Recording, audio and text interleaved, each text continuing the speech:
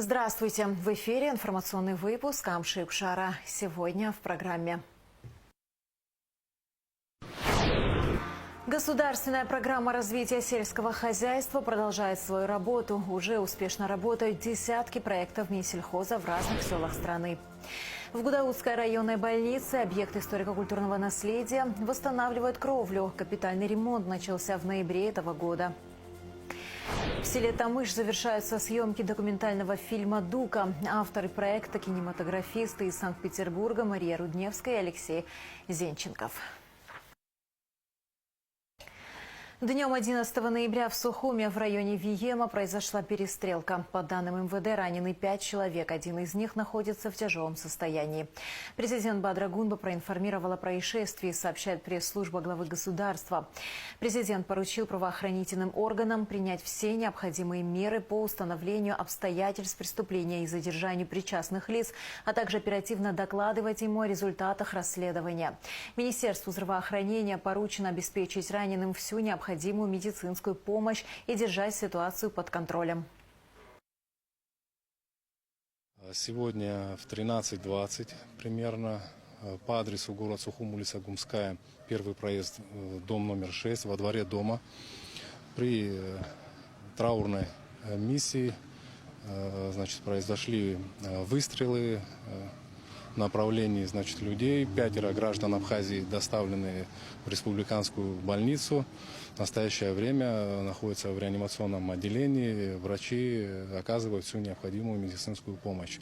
На сегодняшний день на месте происшествия работает оперативно-следственная группа.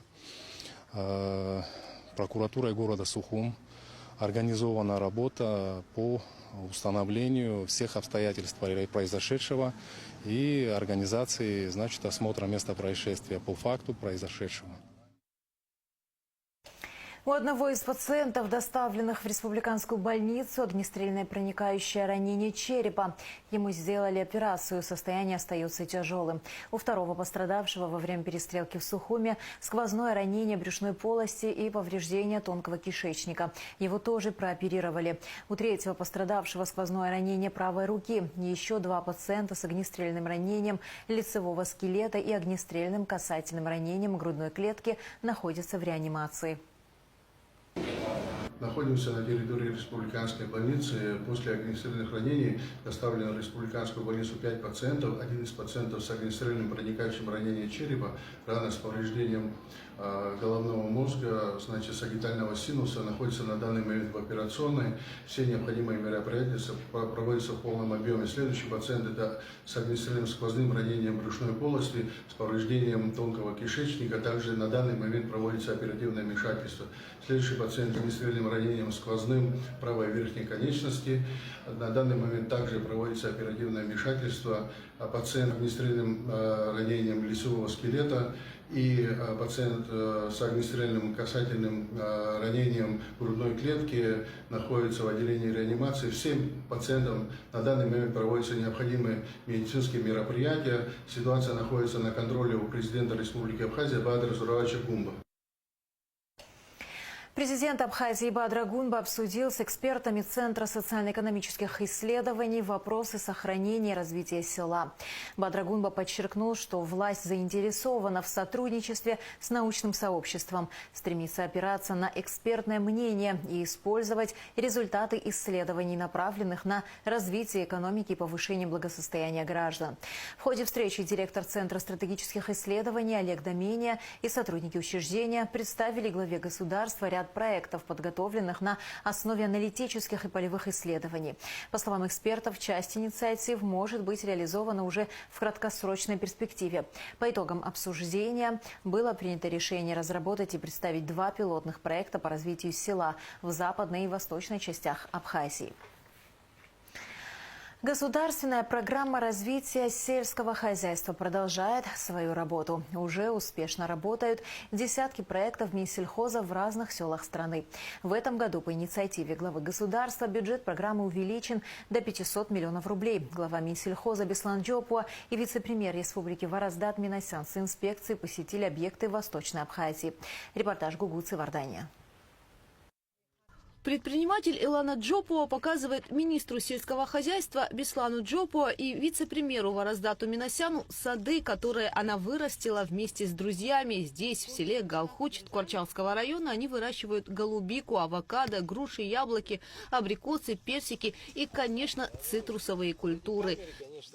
В 2016 году была новая селекция мандарина Сацума, называется Акицу. Я долгое время за этим гонялась, интересовалась. 4 года тому назад 10 штук нашла, привезла, посадила. И он оказался, как и говорилось, селекционерами с 28-29 сентября уже зрелый мандарин. И весной этого года мы приняли решение привезти этот сорт. Но мы как бы к этому готовились. Мы отправили семена Панцирус трифулятус в Турцию, чтобы они нам подготовили подвой.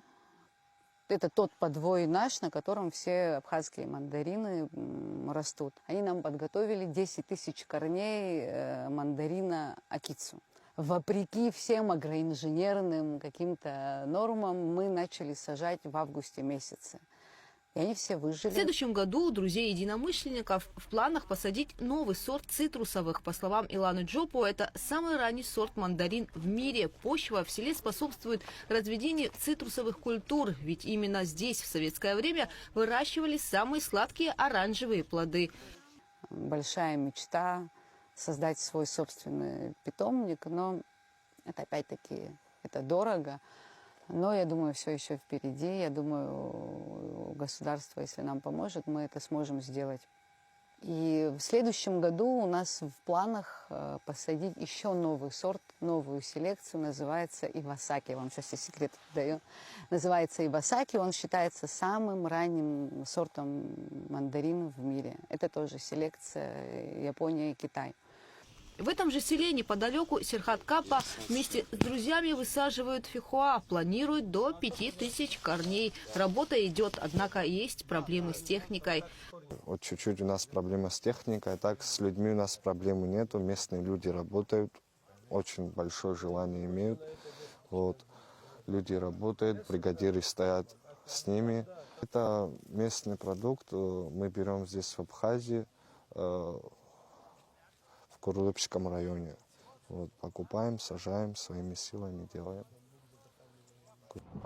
Кроме того, здесь на плантации высажено до 4000 корней цитрусовых: мандарины, апельсины, лимоны. Деревья уже дают плоды. Далее министр сельского хозяйства Беслан Джопуа и вице-премьер посетили частную компанию «Аграрная Абхазия» в Галском районе. Предприятие занимается вспашкой. Есть полный перечень техники для сельхозпроизводства. Работают на больших участках земли. В наличии у нас сегодня 4 трактора. 4 трактора, плюс погрузчики 2 штуки. Вы их видите, вот можете видеть перед собой. 2 комбайна, которые перерабатывают не чало, а именно зерно. И отгружаются на элеватор. Этот комбайн, мы лично его испытали. У нас есть даже немножко там кукурузы осталось, мы раздавали. Все уже обработано, все приготовлено, поэтому ждем апрель месяц и выходим в поле и работаем.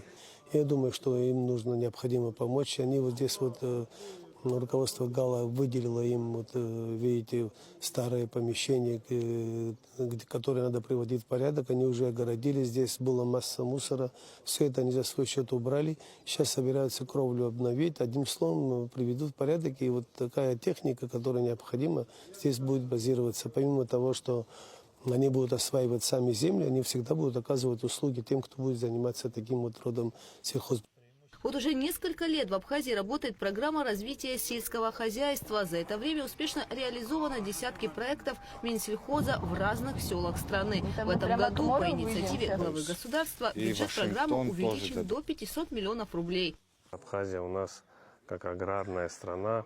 Я думаю, что возрождается былая слава, и вот были те культуры, которые выращивались у нас помимо цитрусов, они все возрождаются, что и радует на самом деле.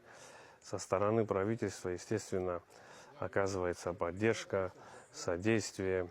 И по поручению президента, то, что вот он на Лыхнаште объявил, то, что было 150 миллионов программа, сегодня вот выделяется 500 миллионов. И Бадра Зурабович дал нам поручение, чтобы эти деньги были, как говорится, распределены очень рационально и целесообразно. Вот за этим наша задача это все проконтролировать и использовать в правильном направлении эти деньги. Программа развития сельского хозяйства продолжает свою работу. В планах у представителей Минсельхоза посетить и другие сельхозпредприятия. Гугут Савардания, Нала Чинджерия, Аля Самичева, Абхазское телевидение.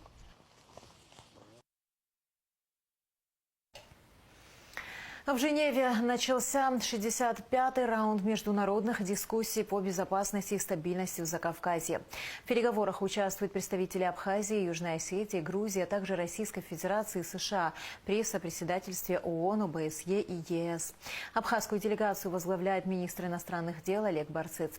В составе делегации заместитель министра Одиссей Бигвава, сотрудник МИДа Лаша Авицба и Артур Гагулия.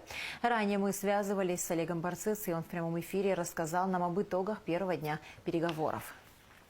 Мы еще раз подтвердили в ходе этих обсуждений и в первой, и во второй группе, абхазская делегация подтвердила свою приверженность неукоснительному движению к достижению взаимного соглашения, юридически обязывающего соглашения о неприменении военной силы. Это тот тезис, от которого уже систематически на протяжении большого количества лет, не первый раунд, отказывается грузинская делегация.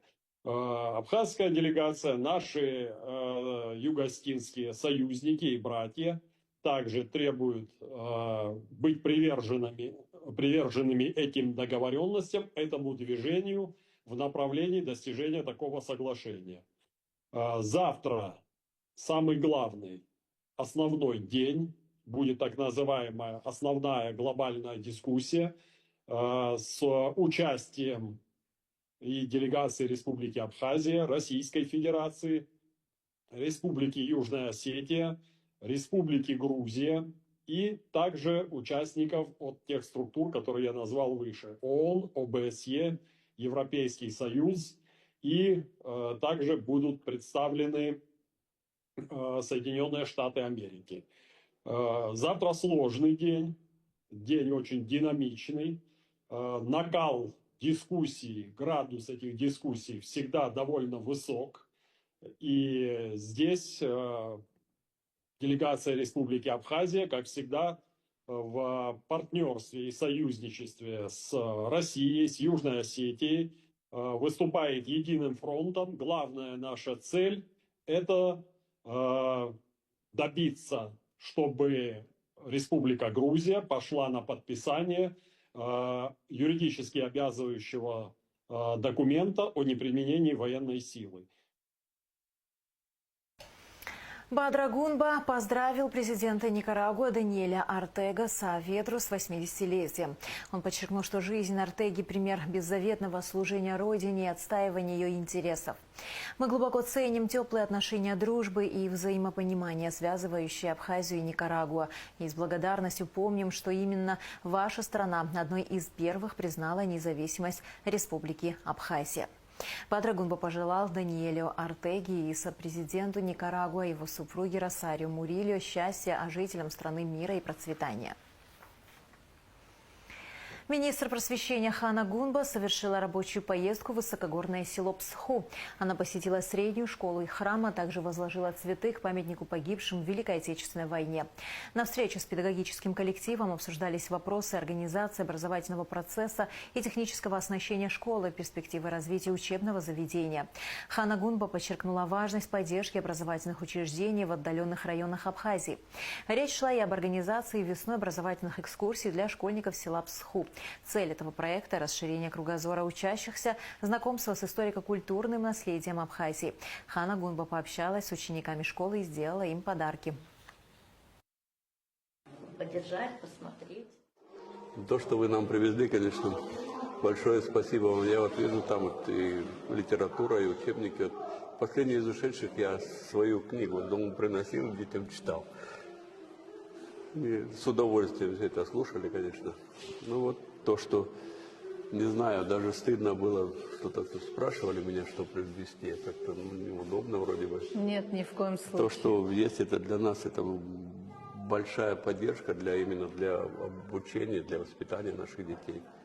Огромное вам спасибо за все. Не знаю, я думаю, что благодарим нашей работой. Самое дорогое, самое ценное, что есть в нашей жизни, это наши дети. Самый надежный вклад в будущее – это вклад в молодое поколение. Я действительно признательна вам, как руководителю, и всему вашему педагогическому коллективу за вашу работу. Это служение своей стране, это служение своей родине. Это люди, которые сегодня выполняют самый священный долг. Я очень благодарна вам за это.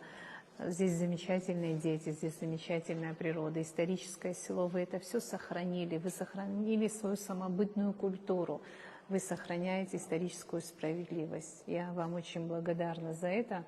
Министерство просвещения рядом. Чем мы можем помочь, мы всегда с вами рядом. В Гудаутской районной больнице восстанавливают кровлю. Капитальный ремонт начался в ноябре этого года.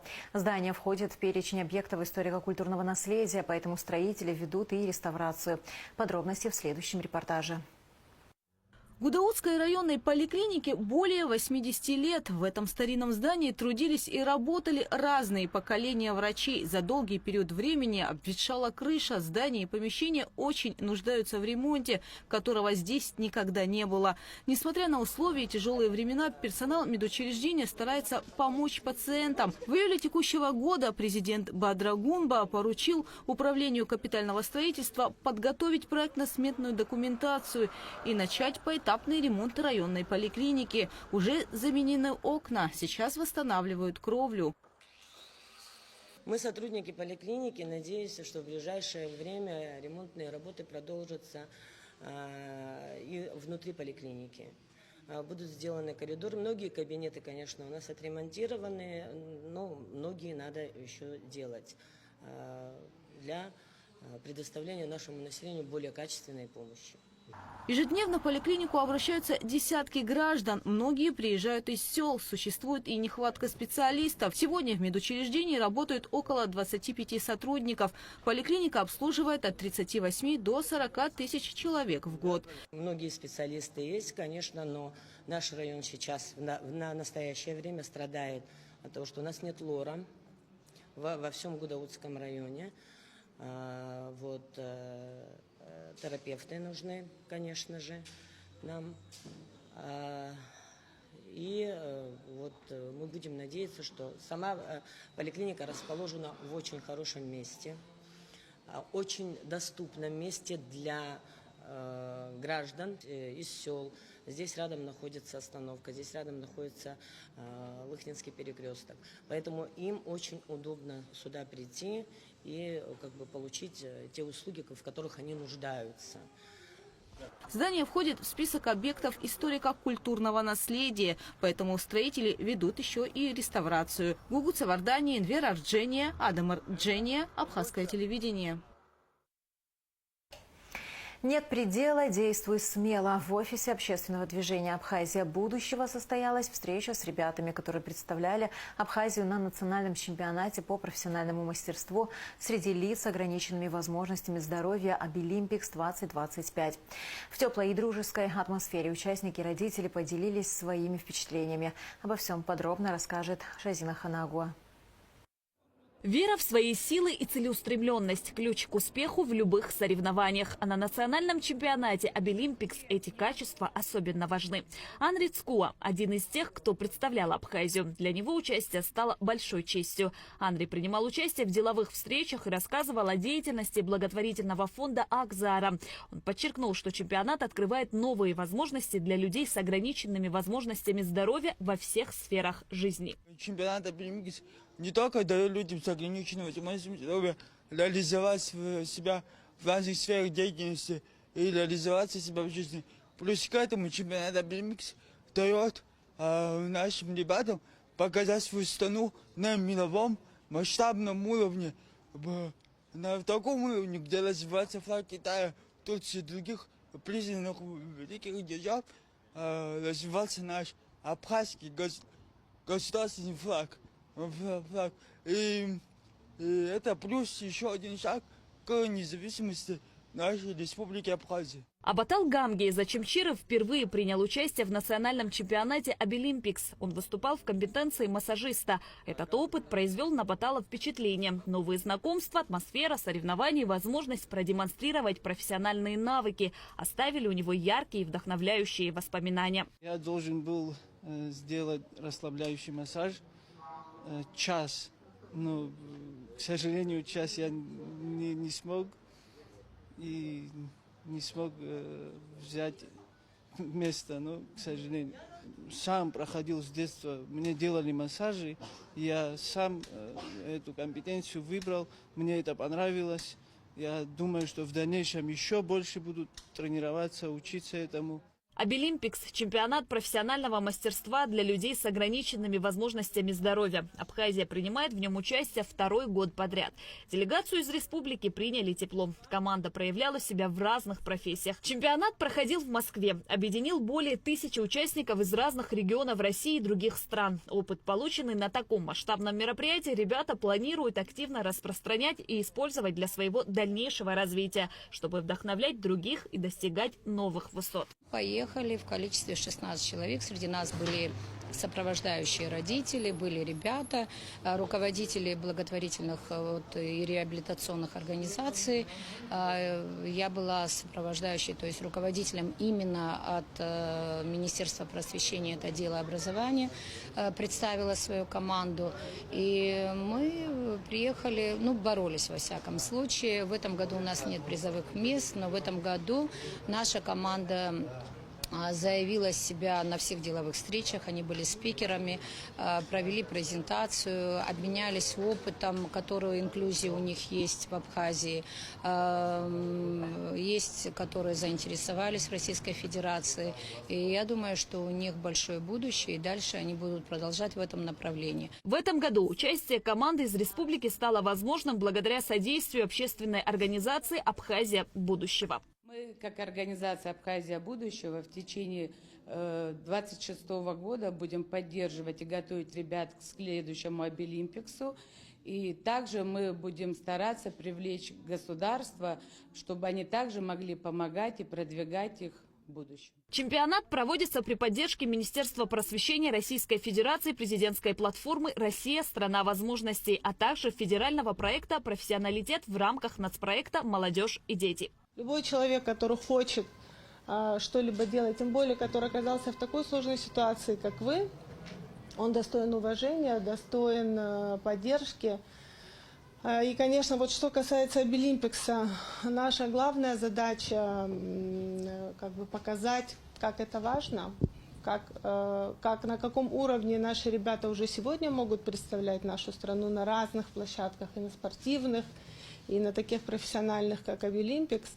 Но у нас есть одна боль. У ребят есть одна боль, которая передалась нам. Да? Мы никогда не знаем, сможем ли мы попасть на этот чемпионат в следующем году. Наша сейчас цель, и чего бы хотелось нам вместе с большой командой, чтобы на нас обратило внимание государство и на государственном уровне поддержали Министерство просвещения Абхазии для того, чтобы у Министерства просвещения Абхазии была возможность больше ребят отправлять ежегодно.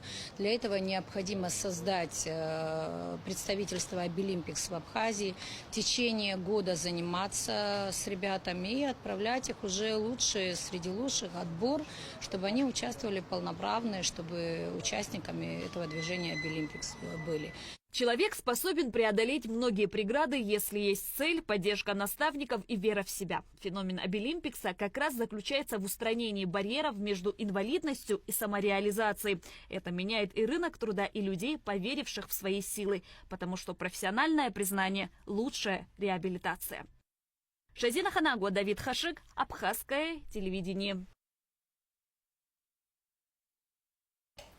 Абхазская гимнастка София Боджгуа прибыла в столицу Китая для участия в международном турнире «Кубок Небесная Грация». Спортсменка уже провела опробование ковра и готовится к соревнованиям, где ей предстоит побороться за призовое место с гимнастками из Белоруссии, Китая, Колумбии, Германии, Таджикистана, ОАЭ, Болгарии, Португалии, Мексики, Венесуэлы и Армении. Участие Софии в таком крупном международном соревновании является знаковым событием для спортивной Абхазии. Все расходы по перелету, проживанию и питанию абхазской гимнастки и тренера взяла на себя Академия «Небесная Грация» Алины Кабаевой. Мы рассчитываем на то, что София покажет все свое умение и успешно выступит в Пекине, сказал пресс-президент Федерации художественной гимнастики Абхазии Гунда Кварча. В селе Тамыш завершаются съемки документального фильма «Дука». Авторы проекта – кинематографисты из Санкт-Петербурга Мария Рудневская и Алексей Зенченков. Фильм рассказывает о 75-летнем Гиве Кановиче Зантария, добром и отзывчивом человеке, в котором, по мнению авторов, отражается прошлое и настоящее Абхазии. Знакомство с ним стало отправной точкой для создания картины, раскрывающей глубину его личности и связь с родным краем. Тему продолжит Аэлита Рутюнян.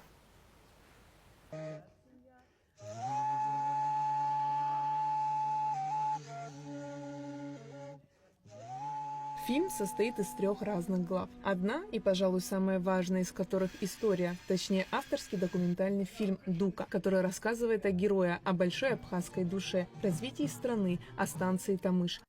Благодаря Гиве Зантария, начальнику станции, это место, пострадавшее во время Отечественной войны народа Абхазии, заиграло новыми красками. Маша Рудневская, кинематографист со своим мужем Алексеем Зенченковым, тоже кинематографистом, работает над созданием фильма. Она рассказывает, что, приехав сюда в 2021 году и увидев вокзал, они решили, что будут снимать фильм. Познакомились с Гиви. Тогда и сняли 1 главу. Съемки 2 главы прошли в 2024 году, а сейчас процесс подходит к завершению. Это документальное кино, авторское документальное кино нашей ленинградской школы, так скажем, документальных фильмов. Больше наблюдений, то есть у нас минимальное количество интервью. Нам важно поймать вашу абхазскую душу. Поэтому Гиви Канович у нас такой герой. Мы за ним наблюдаем за его семьей, за его родственниками, ездим с ним везде. За это время он стал реально нам дукой. В 2021 году Маша Рудневская с мужем, находясь в Абхазии, куда приезжали не в первый раз, случайно увидели этот вокзал. Кинематографист отмечает, было такое ощущение, что поезд ушел совсем недавно. С того момента они загорелись желанием снять фильм про станцию Гиви Зантария, который всеми силами старался улучшить состояние вокзала. То есть почему Дука? Это потому что его дети и внуки так называют дедушка. Вот, правильно, Дудука, да, Дадука, как-то так. Дети его называют Дука. Я подумала, вот это говорящее слово, которое в нем очень много теплоты, души, любви. Что может еще быть прекраснее, как Дука? На момент съемок 1 главы состояние вокзала значительно отличалось от нынешнего. К завершению съемочного процесса станция преобразилась. Вокзал выглядит замечательно, если еще знать историю, что это практически делает один человек, и он инвалид. Да, как бы так же странно, что он хромает, а он, к сожалению, без ноги. Вот, то есть это очень такой важный момент, что он не лежит, не ноет, не ухаживайте за мной. Мы сейчас с ним везде ездим, вот уже 2-й год, и он выпрыгивает из машины, мы не успеваем за ним, за инвалидом, мы бежим, Гиви Канович, остановитесь, не бегите. Он уже убежал, мы бежим за ним, снимаем. Вся семья Гиви Зантария также принимала участие в съемках. В 1 главе зритель узнает о начальнике станции, железной дороги, вокзале. Во 2 главе авторы показывают сельскую жизнь. Картина – это попытка раскрыть и показать простых людей, которые здесь живут. А в последней главе зритель узнает о развитии республики. Посыл – рассказать про мечту человека, как он столько лет ее не бросает и верит, что вот здесь пройдет у нас с вами туристический поезд, и я очень надеюсь, что его назовут в честь Гиви Кановича Зантария. Это моя мечта и вообще нашей небольшой съемочной группы. Съемки фильма проходили во многих местах Восточной Абхазии, а также в Гагре и Пицунде. Маша Рудневская признается, что начальник станции достаточно много помогает в съемках фильма своими советами, подсказывает, что лучше показать и что зрителю было бы интересно увидеть. Фильм создается при содействии АЖД, Министерства туризма, Минкультуры.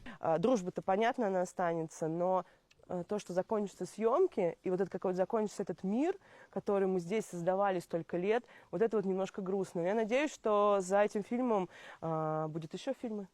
Не про Гивикановича, про другого человека или про какого-то, не знаю. Короче, что-то другое точно должно быть. Станция Тамыш была открыта в 1949 году. Гиви Зантария работал здесь до начала войны, а в 1994 году решил восстановить здание. Он покрасил стены, расчистил территорию, высадил цветы.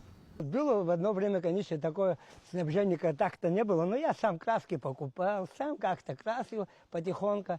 Но сейчас, как вот чуть она восстал, у меня снабжение хорошее, все прекрасно, все дает.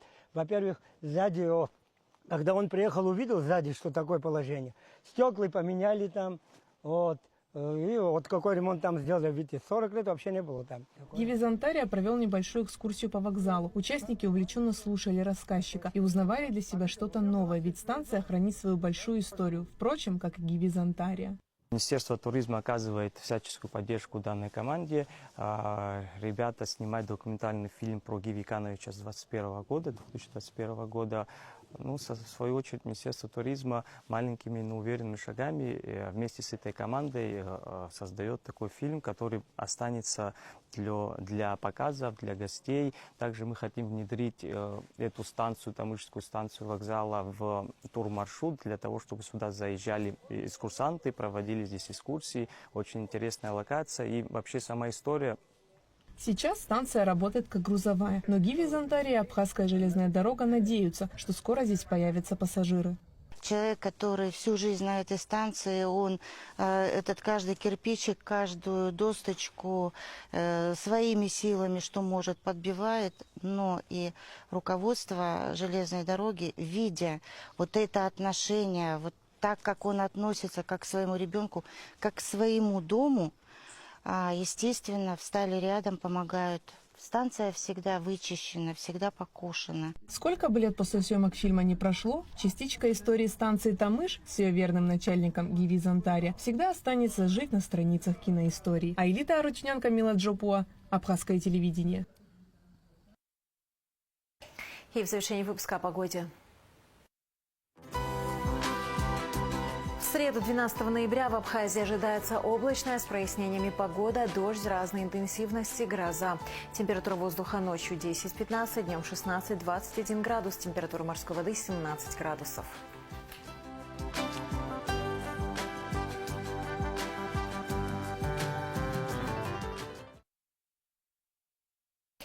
На этом наш выпуск завершен. До скорых встреч в эфире.